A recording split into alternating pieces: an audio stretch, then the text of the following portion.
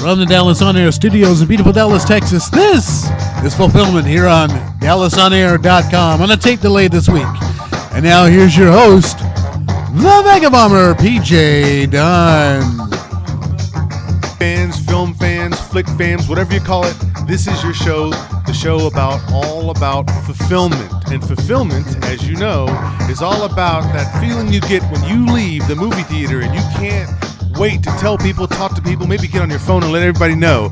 I'm the Vegabomber, and live, actually in California, is the film samurai himself, Carlos Salinas. Let the people know you're there, Carlos. Hey, what's up, guys? All right. Sunny California. Hey, which part of Cali? Which part of Cali are you in? I'm Pasadena right now. Pasadena. Near Old Town. Oh, Old Town. Oh my goodness. Well, tell the viewers. It's beautiful here. It's beautiful? Yes. Yeah. Of course. Yeah, I mean the town of Pasadena itself is like really nice. It's a really nice area. You know, some parts of LA are just kind of run down and stuff, but Pasadena is like it's a really nice suburb, I guess. I don't know if it's really a suburb, but yeah. But it's been cool here actually. It's cloudy and cool. I was expecting 70 degrees, sunny skies and stuff, but no, it's nice and cool. Sounds like Dallas right about now. So yeah. Yeah, we had a lot of rain yesterday, although we had 4 or 5 great days of sunshine, then rain yesterday, but then today seems like it's recovering just a little bit. But hey, why don't we do this? Let's tell the viewers then and the fans out there why you're actually in California this week. Okay, I'm out here for it's called the Zack Snyder Director's Cuts. What he's doing is raising money for the Art Center. The Art Center is it's like an art and film school. Zack Snyder actually went to this school, kind of started out with his craft, making Super 8 movies and 16 millimeter and student films and things like that. This is where he actually met like guys like Larry Fong. Tarsem Singh was here while he was going to school here, and actually Michael Bay was at this school at the time. He was like 3 years ahead of him. Michael Bay. Yeah, they were really doing some wild stuff back then, from what Zach says, you know, in these Q&As and stuff. But yeah, they're raising money to rebuild a theater. There's an auditorium in there. It's been the same theater since that school opened, so they want to refurbish it, put state of the art, you know, audio visual in it, new seats and acoustics and all that stuff. So it's for a good cause. It's, you know, it's basically to raise money. Nice. So, but man, the events themselves have been amazing. Yeah. Seeing these director's cuts and the Q&As afterward, you get so much insight into what went into these films. You know, he had the producers on, sound guys. Last night, Larry Fong, the cinematographer for Watchmen, was there and answered questions about how he shot and what, you know, some guy asked what focal length and what lighting do you use. You know, they get real specific with these questions. They're not like these lame Q&As that you usually get with these screenings. You know, these guys had real thoughtful questions for Zach, and Deborah Snyder, his wife, was on the panel last night, and she answered questions from a girl who said, "How can I be a producer?" You know, and she gave her some great advice. I got video of some of these bits, but man, it has been amazing. It's just amazing just meeting these people because, of course, they're all like passionate fans, but they're also like all creative, cool, nice, super interesting people. You know, we have dinner every night, so we get to sit down and just chat with these people, and they're into some really amazing stuff. So that's really good. It's been a great experience. Oh, that's excellent. So tell me about some of the events that they're doing. Are they talking about certain movies that Zack Snyder's done, or tell us about the events? Okay, like the first night, Friday night, I was there. It was Dawn of the Dead. They did the Dawn of the Dead director's cut. And then, you know, he kind of introduces the movie, then they screen the movie, then we go eat dinner, and then we come back in like 45 minutes, and then he'll have the panel where somebody is like hosting the panel. He asks the questions, and Zach and the others on the panel will answer.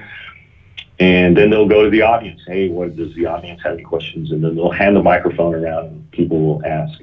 So the first night, Jake Weber, the actor who played Michael in Dawn of the Dead, was there one of the sound guys was there, and the producer at the time at Universal, Donna does Universal movie.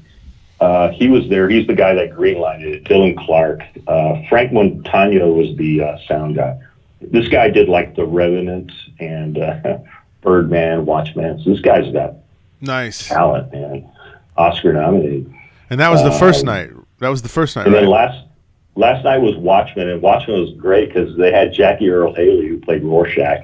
He was on the panel. They asked him about how he prepared for that role and how he played it and stuff. And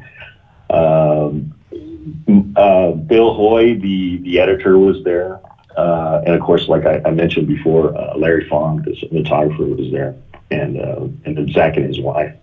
Nice. So yeah, it's amazing. And then tonight, Batman versus Superman, and I can't imagine who he's going to have on that panel. It'll be interesting to see. It was like they're already like throwing out rumors. Hans Zimmer may be on the panel tonight. So. And he's been also that would be throwing awesome. hints out about this. Released the Zack Snyder cut of Justice League, and Watchmen. Interestingly enough, after they already had shot it and everything, Fox kind of still owned the rights to it because it went from Fox to Paramount to Warner Brothers. And they almost put a cease and desist order on him, and they worked it out. And he says, yeah, we could have had a movie that nobody had ever seen before. Like, he's got a cut of Justice League that nobody's ever seen, except, studio execs and his crew and stuff. Yeah. And how wild would that be if instead of actually screening Batman versus Superman, he actually screened his cut of Justice League? Wow. That would blow away everybody in that room for sure. Yeah. And that would be the perfect place to do it because those are the kind of people that really want to see that cut of Justice League, not this abomination by Joss Whedon and the studios. That was just horrible. Yeah. Yeah. No, that makes sense. It's going to be interesting tonight because the Q&A on that is going to be really interesting. Well, that's cool. So when do you get back? I'm sure they're going to talk about Justice League. Sure. Sure. So when do you get back? Flying back tomorrow. Flying back tomorrow. So, yeah. So Justice League's at 4:00 today, and the whole thing, and then tomorrow morning I'm going to head out early to the airport. Nice. Very nice. The TSA lines. Very nice. It wasn't too bad. It wasn't too bad coming this way, but LA traffic is horrible. Everywhere you go, you're on freeways, and it's backed up all the time. No matter what time of day. Wow. So as soon as I wake up in the morning, you're out of there. So basically, as soon as the end credits roll on Justice League, you are right in line to try to get the TSA. You will sleep on the 405. That's it. Yeah. Well, hey, for the fans that are watching, let's jump into the program. And Carlos, it'd be great if you can hang back with us and tell us all the different picks of the weeks and all that stuff. So with that in mind, let's go ahead and jump into it. And thank you, Carlos, for definitely being the guy who says, I'm going to suffer through hanging out, eating with cool people, and learning about the film process. Man, I know it's tough for you out there. So let's look at the first segment. As you guys know, watching Fulfillment, the first segment usually is called Picks of the Week, and that's still true this week. We're going to look at the Picks of the Week.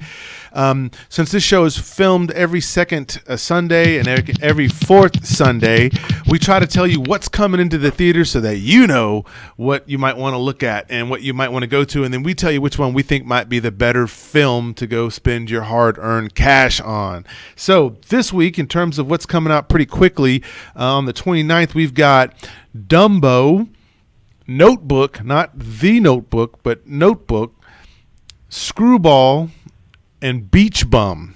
Now, next couple of weeks, you're going to get Shazam, you're going to get Pet Sematary and all that, but we're just going to focus just this week on these immediate films that are about to come out. And so, number one, let's take a look at Dumbo. So here we go, Carlos. This is Tim Burton doing this, and we've got Danny DeVito, Eva Green, Colin Farrell, and Michael Keaton as some of the actors of note that are in this film.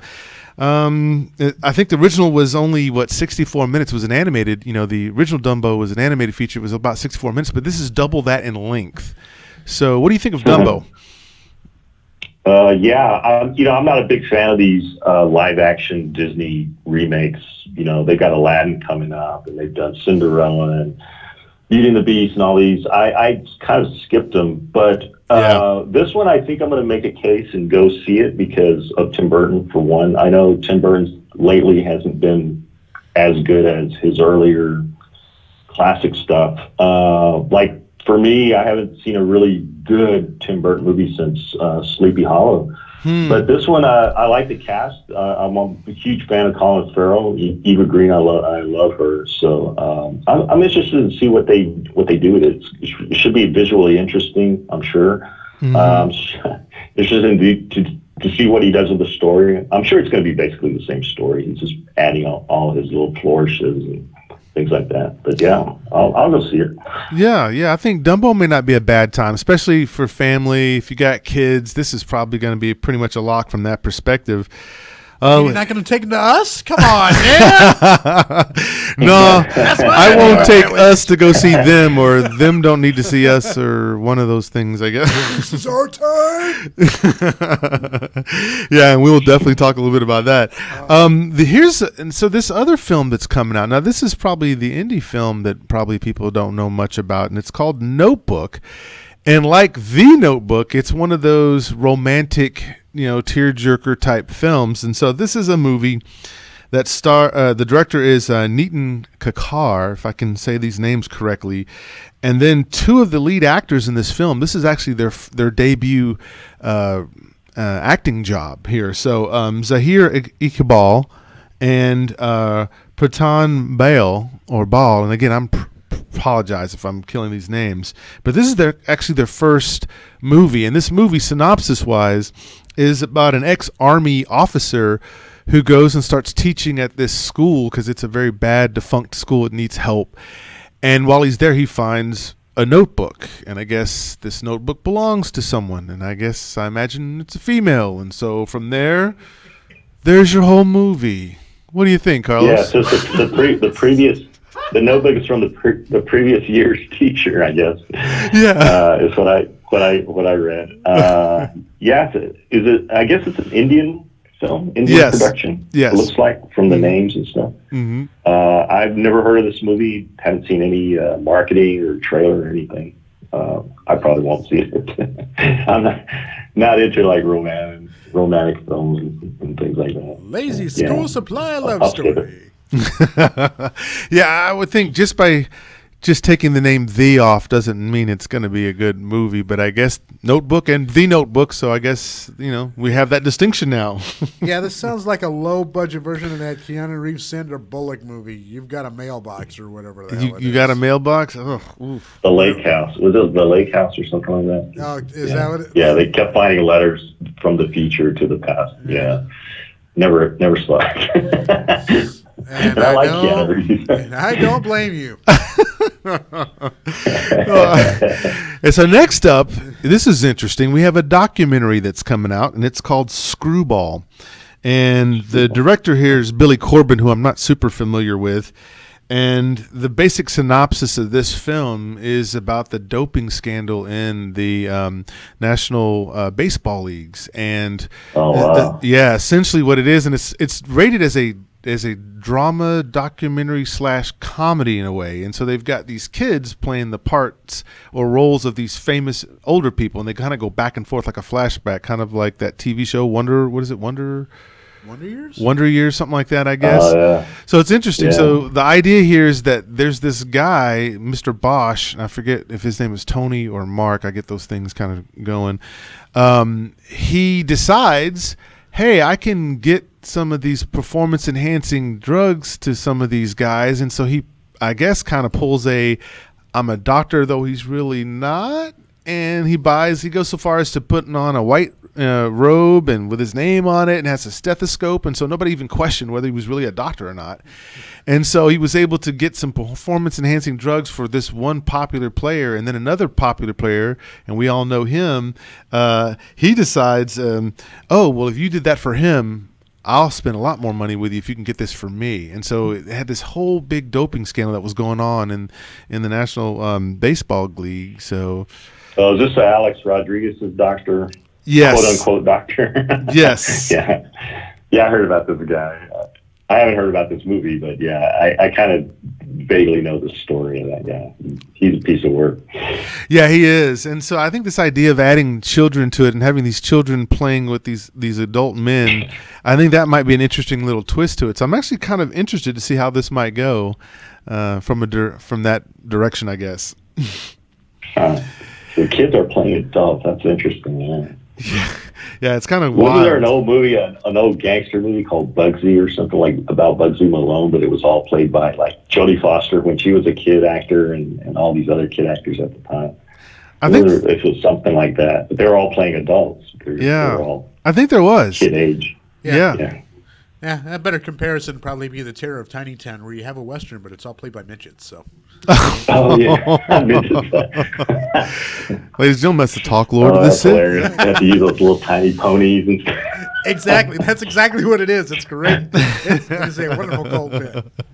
And if it couldn't get any more... Yeah, it's a cult. I remember that movie. And if it couldn't get any more disparate in terms of the different movies here, the last film that's coming out on the 29th here, March 29th, is Beach Bum. And this is a film by Harmony Korine, which again is somebody I'm not quite sure of. Yeah, you shouldn't be sure of him because he's got a kind of a weird film career. Yeah, and so he's got somehow... He was able... Spring Breakers. Kids. Spring Breakers, that's right. Kids, Gummo. Well, somehow he was able to get Matthew. Man. He was able to get Kids is intense.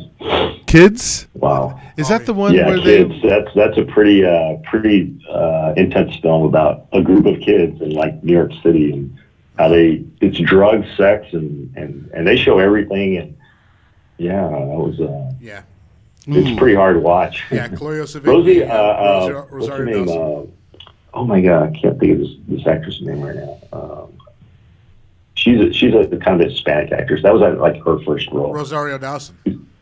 Rosario Dawson, exactly. Yeah. Yeah. Well, yeah, and I do remember that. I think it was on cable when I saw Kids, and I thought, wow, how poignant is this, and just how realistic they were trying to portray this coming of age with all the experimental stuff. So I do remember that. I think a lot of the kids in that movie were just real kids that he just pulled off the street and just put in this movie. Just got an authentic performance out. Yeah. Wow. Well, somehow for Beach Bum, though, looks crazy. Yeah. Matthew McConaughey playing this perfect role for him. Yeah. Yeah, it's like I don't know how he was able to get him and then Snoop Dogg and Martin Lawrence and Zac Efron and Isla Fisher. They're all in this film. And so the synopsis is crazy. The guy's name is, I guess Matthew McConaughey plays a guy named Moondog. And he's just a poet that just spends all of his time, instead of writing the book he's supposed to write, the novel, he ends up just spending all of his time just doing sex, drugs, weed, and all that good stuff. So, yeah, that's your whole movie. And it's got Snoop Dogg in it. So I can't imagine where they would go with this film. But it got made, so it's out there. So here's your 4 movies coming out as soon as next week. So out of these 4, Carlos, which one do you think is probably the pick of the week? For me, it'd be between Dumbo and Beach Bum, but I guess I'll lean towards Dumbo. I'll see both of them, but for me, the pick would be Dumbo. Yeah, and I would have to agree that Dumbo is the pick, and I would say possibly I'm interested in seeing this Screwball movie, because if it's what I think it is, that could be pretty hilarious, even though it's not. I'll wait for Netflix on that one. Yeah, you wait for Netflix on that one? Yeah, so maybe. Pay to go see it. So there you go. The film gods have spoken. We're telling you that Dumbo is probably if you're not still talking about us and a couple other movies that have come out this week, Dumbo is probably the pick for next week, if you haven't already rushed out real quick to get to those. So, segment 2. Let's move right into it. And we're now going to talk about the latest movies that we've seen. So, Carlos, how about you, brother? What was the last movie you saw? The last movie I saw in theaters, I believe, was Climax. Gaspar Noé, French director. Did films like Irreversible, Enter the Void, Love. This movie was crazy. This was wild. Gaspar Noé makes some of the most unusual films you'll ever see, and that's kind of why I like him. He's very provocative. His films are sometimes very hard to watch. He makes the audience uncomfortable. He puts people in situations where you feel uncomfortable for them or terrified for them or everything. I mean, it's almost like every emotion. This particular film, Climax, Sofia Boutella would probably be the main actress that you probably know from something else. Like she was in The Mummy, the Tom Cruise Mummy. Mm-hmm.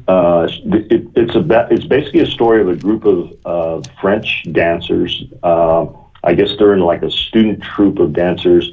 They're rehearsing at this school that's been boarded, like an abandoned school in the middle of a forest almost. And it's this big, giant warehouse space. And the opening scene is just one long, continuous shot of their performance. And then they finish, and then it's celebration time. They start drinking and partying. The whole movie, there's a guy, a DJ, who's just playing nonstop house music, just bam, bam, bam, through the whole movie. Oh, that drives me nuts. And the camera work is incredible because it just goes from one character to another, to another, to another. And what happens is somebody has spiked the sangria with LSD. So some people are starting to have real bad reactions to it. It gets violent. It gets, people are crying. People are getting sick. It is just, it's pretty exhausting to watch, actually. But I loved it. It was great. I mean, Gaspar Noé, I love all his films. I can watch them all. Wow. But, it's pretty intense. Wow. Sure. So is this like that show that used to be on MTV when people get real and they all stay in an apartment and people start falling apart on each other and stuff like that? Remember those in the 90s? Yeah, kind of like somebody's attracted to somebody, or one guy wants to fuck another girl, and another guy's jealous, and a brother and a sister are too comfortable with each other. You get this feeling like there's something going on with these two. But throughout the whole thing, this Sophia character just goes from one to another. And one particular person there has a child there, a little boy, and when people started going crazy, to protect the kid, she locks him in this room with electrical. It's like an electrical panel room. She locks him in there. And then later on, you hear the kid screaming, and she's lost the key, and she can't get in. She's crying and sobbing, and it is.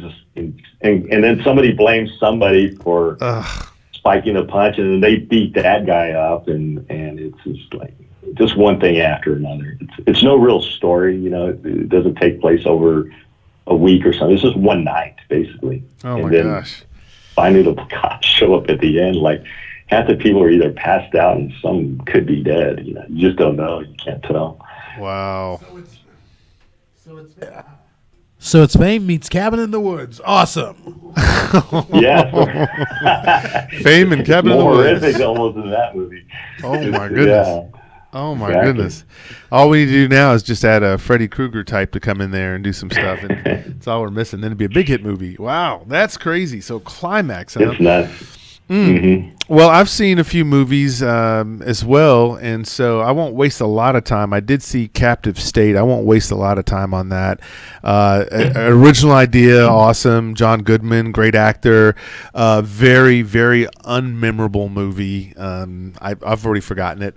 But what I was really impressed with this week was a Netflix movie, and it's called Triple Frontier. And I'm super excited about that movie. That movie was excellent. So this movie stars Oscar Isaac and also Ben Affleck and Charlie Hunnam. And basically they're these Oscar Isaac has this. Yeah. Don't forget Pedro Pascal. Oh, yeah, and Pedro Pascal as well. And Javi from Narcos. Yeah, Javi from Narcos. And this movie is great because the synopsis is that Oscar Isaac knows that there's one big score they can hit on this drug dealer in this particular country, but he needs his kick butt soldiers who he would trust with his life to go in and do this because it's a substantial amount of money. So the synopsis is they go in, they knock this drug dealer over who has all this money that's hidden in the house, but the problem is the getaway. and the escape. And so then you get to watch what happens to these guys who, they're all poor, they're all broke, they're all former military. You have all this money, and now your goal is, how do I get out of here before these guys come back, and then get all this money out, because it was more than what they expected to be in there. And so now they start to go at each other, and things start to happen, and there's your movie, and it's phenomenal. I loved it as much as I loved Hell or High Water, and I still praise that movie. So this is the film, this Netflix film, wow, just the study about humankind and how we greed and how that plays out, and then there's strands of family, brotherhood, service, all that stuff all mixed into one. So phenomenal. I would tell anyone to watch this Netflix film several times if you want to really see an intense movie. Like, you feel all the different scenes because the actors are so great, but the tension just gets better and better, and it turns up and turns up as it goes into the second act and into the third act. And then the ending is good. Like, usually these endings can't stand up to the weight of a good first and second act, but in this movie, the ending does stand up, and it does make sense, and you actually want to see more. So kind of leaves it wide open for a sequel, right? Yeah, I think don't spoil it, but yeah. It kind of leaves the ending where, like, oh, okay, yeah, no, could happen afterwards. Oh, absolutely, no, I wouldn't spoil it at all, and so I hope, because I want people to see it. Now, the other film that I did see, which I'm going to just shoot a video here later on, it'll come out today on the Vegabomber channel, is Us. Now, I did see Us. Did you get to see that yet, Carlos, or? You know what? I might go see that today. Actually, I'll have time between now and the screening tonight to go see it. And there's an ArcLight theater that's within walking distance to here, so I may run over there and go check it out. Yeah. So I ended up seeing it yesterday in the morning, first thing, 10 o'clock. And I like it that way because there weren't as many people in the theater. Because sometimes people really talk, and that could be a whole nother show. People talking and on their phones in the movies. We could go off on that show. And so I can say this. Check. Us is a very, very interesting film. There's so many layers in this film. It's not your typical slasher, Halloween styled horror movie. You really have to pay attention to a lot of pieces in this film to really understand some of it. Now, I'll actually say that some parts of it I really didn't understand it, and I think it was done on purpose. So Jordan Peele, who did Get Out and got an Academy Award for it, this is his follow-up. And Get Out, I think, was great. I don't know that it's as on legendary status as most people put it on, but I think it was a good film. This film, because people are going to ask, how do you compare them? I think this film is good. I'm not sure that it was better than Get Out, but I do think it's good, and I think it's a movie that people will debate over and over and over what the different symbolism means, and I think he did that on purpose. But I would say Us was pretty good. The performances, the standout here is going to be Lupita Nyong'o. So she's having to play two people because in this film, it's a family who goes to California, and what happens is they run into a doppelganger version of them. And so basically every actor here that's playing the main family, they're basically playing two roles. So Lupita is playing herself, and then she's playing her doppelganger too. And so to go back and forth between both, I think that was a phenomenal job that she did. Winston Duke, who you know as M'Baku in Black Panther, plays the father in this deal. He also does a great job. He's more of the comic relief, so he keeps it from getting almost too deep and too serious and too twisted. He does an excellent job. And the child actors in this, and I don't know their names, they were spot on. So Us, I would say, yes, it's definitely worth seeing. You'll probably have to see it more than once, though, to get some of the other finer points. But, yeah, I don't think it's a bad time at all. I think you'll have a good time at it. Interesting. Yeah, I've seen some different reactions to it on Twitter myself. Some people say it's the greatest thing they've ever seen, the greatest horror movie they've ever seen. Another person said that it was horrible, it was terrible. They laughed at it, and it was just like they had just a really weird reaction to the film. Maybe they just didn't get it. Or the person that said she laughed or didn't like it said, yeah, she gets a lot of it is metaphor and stuff, but she still didn't care for it. It was just not her thing or whatever, but yeah, she didn't care for it at all. But that's the most extreme reaction I ever saw for it. But most people seem to really got into it or get it, Well, it seems to like have. It seems to be one of two camps, right? So, like, if you want to go see just your stereotypical horror films, and maybe even a good one like The Conjuring, I thought was good by James Wan. If you want to go see that, you're not really going to get that as much. You're going to get distracted because there's so much other stuff going on that you're trying to figure out, and he's leaving and painting all these clues for different things, and so you have to pay a lot more attention. So if you wanted to just go see something like The Conjuring or The Nun or something like that, yeah, I could see where you might be a little disappointed. But if you're going, go ahead. This person also said that she loved Get Out. She couldn't believe that the guy from Get Out that made Get Out made this movie. Like it was almost two different movies. Wow. Or two different filmmakers that did it. She was just so disappointed for some reason. Really? I wouldn't. She's in a. Yeah, she's an anomaly, I guess, because I wouldn't say that. You could definitely see his fingerprints all over it. It's like what if he took Get Out and said, hey, I'm going to add about 5-10 extra layers and take the social piece out of it. That's what this one does. So this one, you literally are trying to figure out, kind of like The Shining. You know how the Shining can be interpreted so many different ways with some of the, and people have done that with Stanley Kubrick's film there. Here, you can do the same thing, and you can probably get into arguments with people over what you think this means versus what that means.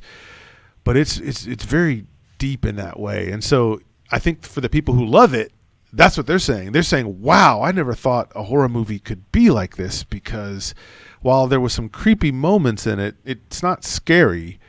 But some of the ideas that are floated, you kind of go, wow, that's crazy. Didn't see that coming, maybe. And then some people said they already guessed it. Yeah. So, I mean, I don't know. I mean, at this point, this is probably the only time I've ever gone to a movie where I walked out and I wasn't really sure how I felt about it, right? Like, I knew I saw something. I knew I experienced something, but I'm not really able to say super thumbs up or super thumbs down.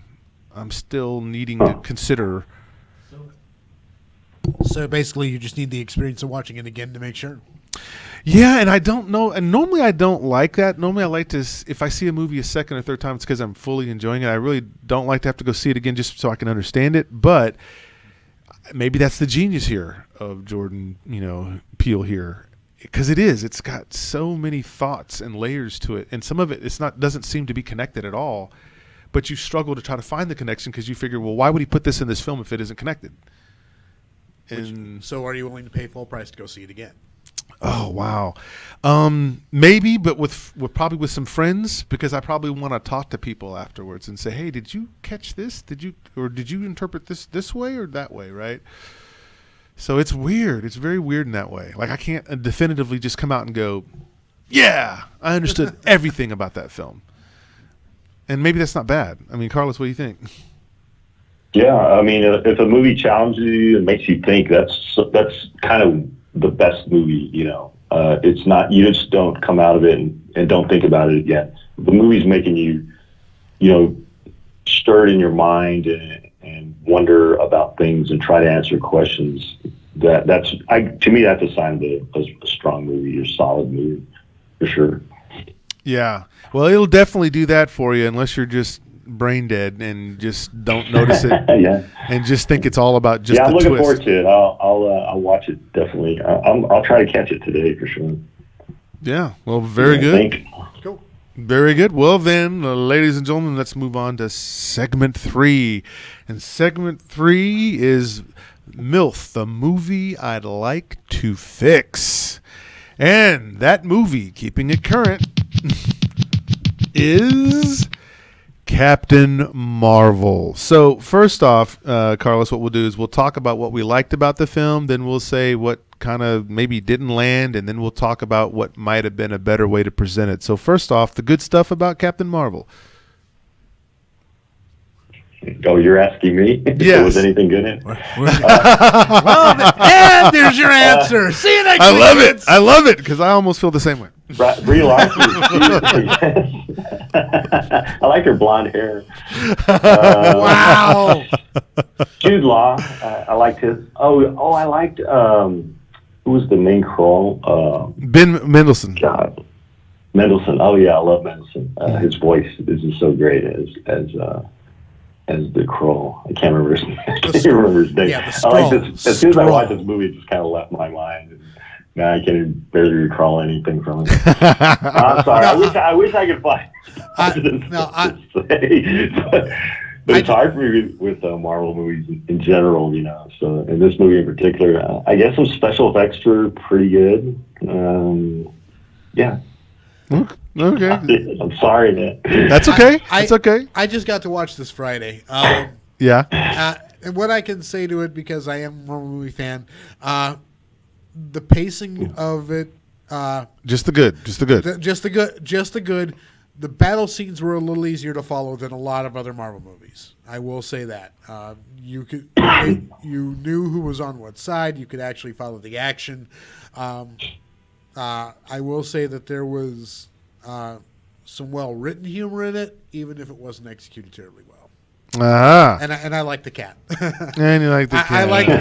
I got suckered in by the cat. Oh man, you might as well like porgs The then. cat, wow. There's a difference. That's the porg of this movie. Those stupid cats. The cat, or one cat actually. All right. So the good for me, the good that I saw here, and like you, Carlos, I'm struggling, and I'm a Marvel movie fan, so I'm struggling. I think the good, because I had so much high hopes since this was going to be such a film by one of the most powerful superhero heroines in Marvel. I really wanted it to be great, but I'll say the good thing for me was probably the child actress in it was pretty good. She wasn't disappointing, and I'll say that Nick Fury. It's hard to find child actors that are not annoying. You know, like Yes. the Iron Man 3 kid. Oh gosh! Oh my that gosh! kid. And I would say that probably the only other thing that I thought was pretty good, and again I'm struggling here, was just Nick Fury, just to see him be in the movie more than just popping in and out of the shadows to say he's going to do this or do that or go find this or that. So it was good to see Nick Fury the full time on the screen. And then he's also part of what was wrong with it as well, and we'll get to that next. So let's do that, because we're kind of bouncing around on what's good. Let's talk about the things that maybe didn't land so well with this film. So, Carlos, what was something that stuck out to you that didn't land at all? It was almost super noticeable. The thing I noticed right away, and we talked about it before, was how dark the film was, especially in the beginning, the opening sequences on their planet. It was just lit too dark for some reason. I couldn't hardly see anything in the background. And even in the foreground, you could see figures moving around, but I couldn't understand why it was filmed so dark. And then again, near the end, it was a fight scene, and it was just so dark. I didn't get it. I was like, why not light this scene better? I don't know if it had something to do with the special effects or 3D or what. I didn't watch it in 3D, but maybe it was some kind of visual thing. Other than that, what I didn't like about it, this will be easy. I was not engaged with the movie at all. I don't know this character very well. I see they tried to give her some characterization, but it just kind of felt flat for me. She did a good job for what material they gave her. I respect Brie Larson as an actress. She's done some great work. But I don't think this was the film for her. I don't know. Yeah. I just didn't connect with the film at all. Yeah, and I wouldn't disagree with that. She had it was an interesting rapport with her and Fury. I did get that. I liked a lot. Well, I liked all of it. But some of the plotting was kind of weird to me. I didn't like it. Yeah. No, I would say. What about you, Zach? What Didn't flow. As far as what didn't work, performances were flat. Yeah. Just basically, all I could hear was cash registers ringing. Yeah. Just I'm here, we're making a movie, and yay. Some of us are just happy to work, and some of us are just happy to get a Marvel paycheck. Yeah. Getting to watch Samuel L. Jackson play for comedy, sometimes it works, sometimes it doesn't, and it was about 50-50 here. Yeah. I will say that I liked what they did with Annette Bening But yeah, I had no interest in the hero. I had it. But like I said, I enjoyed the battle scenes. I just had no interest in the hero in them. Yeah. Yeah. So, wow, where do I get started here? So much here. So, I agree with everything that you guys have said so far. I do believe that the tone was weird. I believe it felt very forced. It felt very stilted at points. I thought Brie Larson, I agree with you. She's an actress in her own right.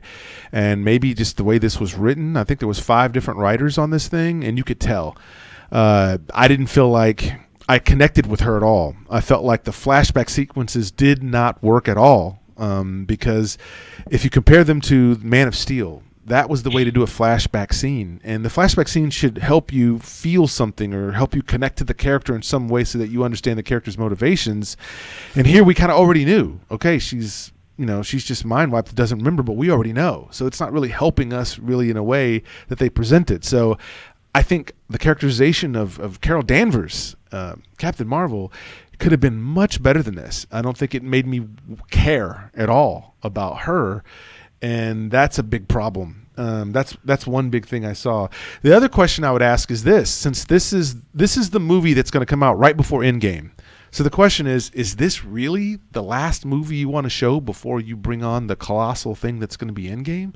Like, you basically just made this movie so you could say, okay, when they get in trouble, they're going to need Captain Marvel. So we need to put a movie out just to show you what Captain Marvel, who she is, and give you a sense of her powers and all that stuff, so you'll know why they're calling in on her. But in this movie, we don't know what her powers are. They don't really explain it. They just show that she's near this blast of this, power source. Can I ask you a question? Yeah. How familiar are you with the comic book? Is the origin in this movie the same as the origin in the comic book? Is that how she got her powers, by this machine blowing up her face? No, she actually got it from Captain Marvel, and seeing Captain Marvel in this one, they gender swapped and made it a female, but she actually got it from Captain Marvel, and she was there trying to save him, and she was on the planet when all this stuff happened, and it's been retconned a couple of times, but it's close, but not really how she became. And I was really hoping they would give us a better understanding of her powers, because if she's light speed, you didn't really establish that well enough, I don't think. But if it's just that she can turn on and go nuclear with her hands and do crazy stuff, it's like poor Thanos. What is he gonna do? He's got one glove, right? He's got the Michael Jackson glove with gemstones on it. She's got 2, as the movie says, she's got 2 jazz hands. What's he gonna do against that, right? So I think that's the other part of the problem with this movie too, is it made her so overpowered that you're almost like, well, why do you need all the other superheroes if you have her? And then this is supposed to be the entry to say, hey, here's why she's important. But really, just like to your point, Zach, it's a cash grab. Let's just throw her in there. And then I think the other part that's horrible for me is the retconning that went on here. The idea that Fury loses his eye to a cat. Was it in Civil War, or was it Winter Soldier, where he said, the last time I trusted someone, I lost an eye. And he said someone, a person.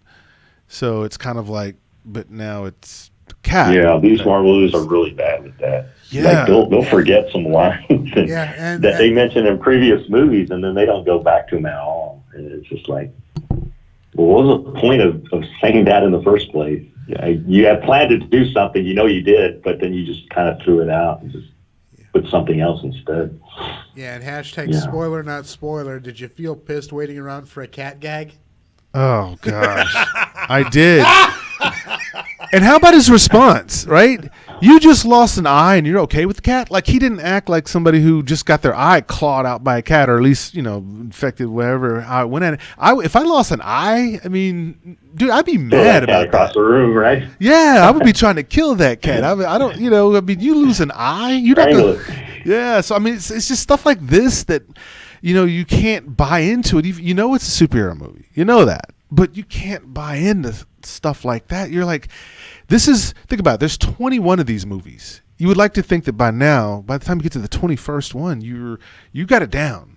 Perfect. So there's no excuse for this to come out, especially be the movie that's supposed to be the linchpin right before Endgame, which is going to explain a whole bunch to us. So I think... I got to believe that's why they released it now, because... You couldn't release it over Christmas because it was going to bomb. You couldn't release it, 6 months ago because it wasn't going to work over Labor Day weekend, but you release it now. in that kind of dead time right after the Oscars, it's the perfect time for it to make money. So yeah, this was the time where you wanted to see this movie. No competition, right? Exactly, and then you can go in 2 months right after Free Comic Book Day and go check it out.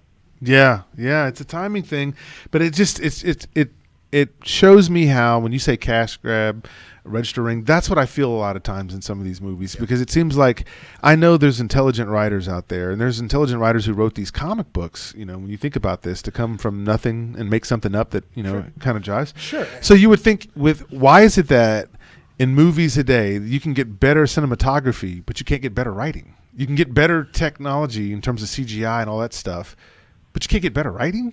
And so I'm wondering how much of this is studio interference or just Marvel going the cheap route, getting anybody. You know what I think part of that problem is that the good writers, they kind of look down on superhero films and like, why should I put my good writing on something that's kind of disposable? I want to save my good writing for something that means something. Yeah. No, that's a good theory, though. That's a good theory. But not that there aren't good writers like the DC animated films. Their writers are amazing. Some of the DC animated shows, and even the Marvel, some of the ones I've seen from Marvel, their writers are so much better, this story wise, and they make the animated films like moving comic books. They're more true to the source material, and the characters are more true to the source material as well. So those work so much better. Why it doesn't transfer to film, I'll never figure out. Yeah, I mean, because it's amazing. And then when you think about the question is also why. It's like, why Marvel? Why did you feel the need to retcon some of this older stuff that we saw in Captain America: First Avenger, where the Tesseract is found by Howard Stark, who was looking for Captain America, but now we have to believe that this Flurkin, this cat, somehow got in there and swallowed the Tesseract, and all of this for a joke. You know what this reminds me of? This reminds me of the Force Awakens and the trash compactor joke. We have to put Phasma in a trash compactor because, hey, it happened in A New Hope. So, and it's almost like you're playing too hard to the nostalgia to try to make people laugh. And it's like, no, I still want to see a good story because this is Carol Danvers. She's actually pretty good, But we don't see nothing about her Air Force life other than just a quick flashback. The kids, her parents, her brothers, none of that stuff, which I think would give it a little bit more humanity. Like, because it feels like this film she was just blandly saying lines. Right. 5 writers, 5 treatments. You've got to believe that something got lost in translation there. And Disney is so afraid on playing it safe and all this stuff, especially with a new character, that they're not going to take any risks. And they're basically just going to say, look, we're going to put out this movie here for money. Yeah, and I would say probably that's it, no risk taking. Yeah, no risk taking. I would say the last thing before I kind of suggest maybe a few things for them is the music. Some of those scenes, the music that they chose to put in there did not match, as far as I was concerned, with what was going on the screen. I think playing "I'm Just a Girl" or "Just a Girl" by Gwen Stefani during one of the fight scenes was too cringy because it was so obvious that it's like playing Kung Fu Fighting. If it's a Bruce Lee movie, all of a sudden, and so I didn't understand the choice of the soundtrack. And obviously they were trying to go for a Guardians of the Galaxy. Oh, type when they used that Nirvana song, man, I just like groaned inside, like, oh, why did they use that song? Yeah. Oh, you're right about just some of the song choices just didn't work at all. Right, because if you use the right song at the right time, and Guardians of the Galaxy did that great, it really can help boost the movie, boost the scene. Yeah. But conversely, too on the nose takes you right out of it. Yeah. Right. James Gunn and Quentin Tarantino absolutely have it right. The soundtrack is part of your character, it's part of your movie. Yes. Whereas these guys were just trying to go for so much 90s nostalgia that, hey, sure, we'll give Lita Ford some work. That's fine. We'll put her in the karaoke scene. That's cool. It made me happy to hear Lita Ford. Shut up. So if we talk about maybe just a couple of adjustments, if we were to, let's just say all of a sudden Marvel said, okay, I'm going to invite you 3 guys in because you guys seem to love movies. help us with our treatment on this before we send it out to a test audience. What kind of adjustment would you make? Man, first of all, I would give her a better origin. How she got her powers. The way she got her powers in this movie was just so lame to me. Yeah. It would have been just more something more interesting how she got them. But this accident, you know, of her, this thing just blowing up in her face, and all of a sudden she absorbs the energy. That would have fixed some stuff. I know this is a terrible movie, but Green Lantern, remember the old Green Lantern with Ryan Reynolds? Yeah, oh yeah. How he got his origin was so much better than this. If they would have, I don't know. Yeah. Yeah, that's strange, and that you mentioned that. It's almost like, it's funny when you bring up Green Lantern, her suit in It's almost places. like a remake of that movie, but they just did something a little different too. Because he was a pilot, right? Hal Jordan, or whoever played his character in Green Lantern. Yeah, he was a pilot. Kind of a test pilot or something. He was and a then pilot. he just got recruited by this the Green Lantern Corps, and they gave him his power because he had a strong heart, or brave, or whatever. Yeah, he got that ring from, I forget the name of the alien that crash landed here and gave him the ring. But yeah, Zach, you were going to say something? No, go ahead. Oh, okay, great. So I agree with that. I definitely would say that. I would say some of the fixes here. So first of all, that soundtrack, you got to do better than that. You got to do better for the songs that you're going to pick. So I wouldn't put on something that, like, I'm Just a Girl or something like that. I think I'd go with something a lot less popish in that sense, because sometimes people like songs that they've never heard before, and then they want to go look it up to see what it is. And so for me, during some of her fight scenes, I don't know that I don't mind just some of the old 70s. Well, I know it's set in the 90s, but in the 90s, I can't really think of a song that really stood out, because the 90s had some very interesting music. It was going so many different places because you're coming off the 80s, right? And the 80s had such fun music like Oingo Boingo and, you know, Depeche Mode, and you had Cyndi Lauper, Devo, Cyndi Lauper. I mean, all those people were caricatures of their songs, right? And so in the 90s, it's a little tougher, but I know I wouldn't choose those songs, so I think I would switch that out for sure. I think the origin. She's all Soundgarden. There you go, Soundgarden. That would have been a perfect fix. Like I said last week, the whole soundtrack by Chumbawamba. Yeah, those great Chris Cornell tunes. Yeah. Yeah. Why Then can't we I'd just buy have the movie and watch it again. Just because Soundgarden. Yeah. the whole soundtrack of Sugar Ray? Because, like I said, Fly would have been perfect on all of them. Every scene. How about it? Sugar Ray, fly. I just want to fly. How about that? That would have been funny. We could have had a young, which, by the way, the CGI on this flattening out their faces looked terrible on Clark Gregg. Yeah, that's true. We could have just replaced him with Mark McGrath, and it would have been fine.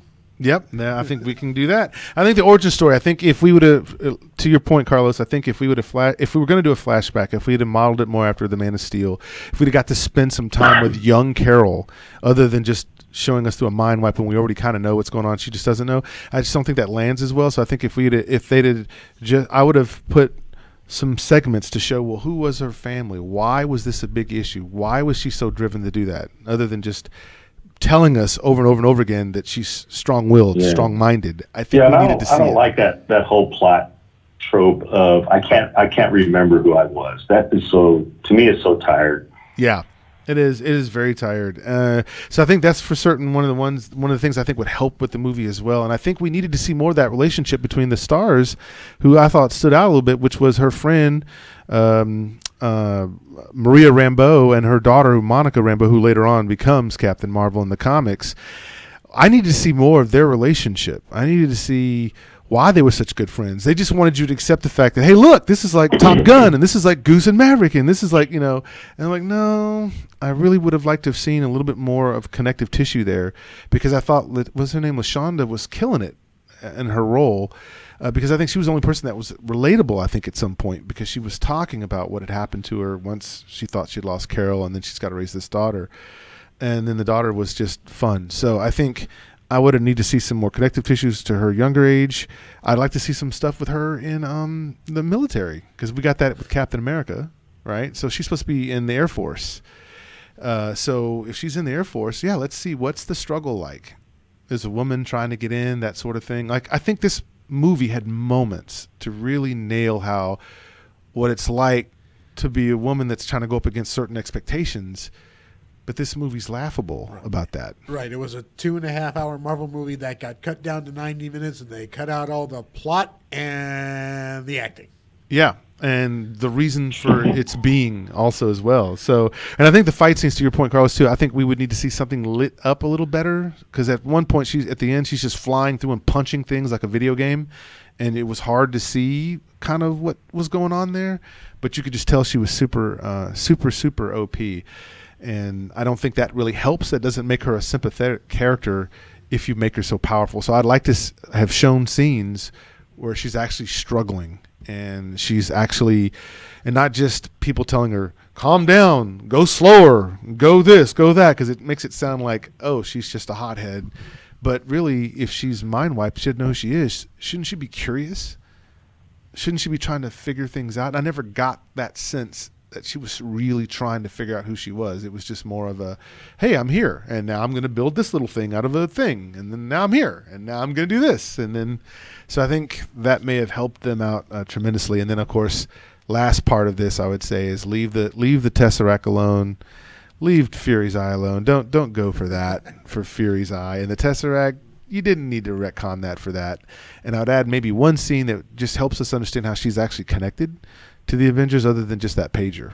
And I know they tried to do it in the after credit scene, but again, I think at this point they didn't connect enough tissues here for us to have a full ligament. So there we go. We fixed it. Yes, we fixed it. If we could just do those things, it'd be okay. And then I've heard from one aspect, and I know we're rolling up. One aspect was some of the guys were just saying it would have been more believable, other than just some of the things that they were trying to say to show the abuse that she's taken from men. It just seemed like those were not really realized well. Like just her showing up to that bar and a guy going, "Hey, toots," and he's trying to catcall or whatever, and then she steals his bike. I guess, sure. All right.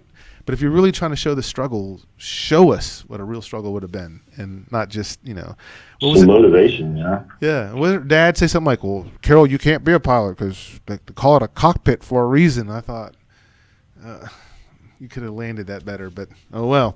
All right. So, Captain Marvel, have you seen it? What do you think? Comment. Let us know. Am I off my rocker? Would you change something else about the film, or did you think it was perfect? Either way, you can let us know on the channel, and also when you see Carlos on Twitter as Film Samurai. And speaking of that, Carlos, how can they find you? Twitter and Facebook.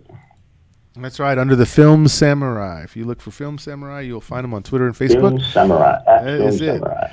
And for myself, you can find me, the Vegabomber. I've got the YouTube channel, so go ahead and go there, subscribe, like, make a comment. Let us know that you've been watching Fulfillment. We'll add some extra features to it because we're listening. And also, you can find me on Facebook, Twitter, and Instagram as well under Vegabomber. So, Zach, what's up? Tell them what's up.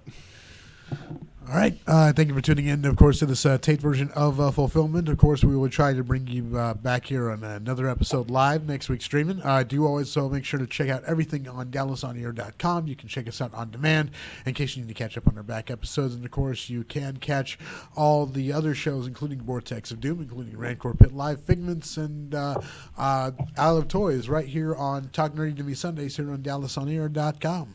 All right, so ladies and gentlemen, we will be back. It'll be April 14th. That's when we'll be back, and Carlos will be back from California.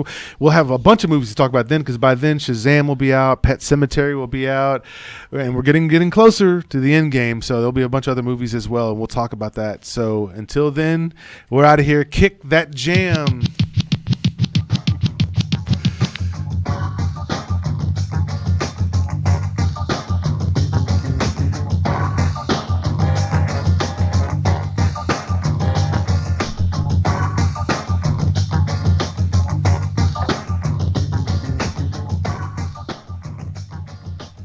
This is DallasOnAir.com.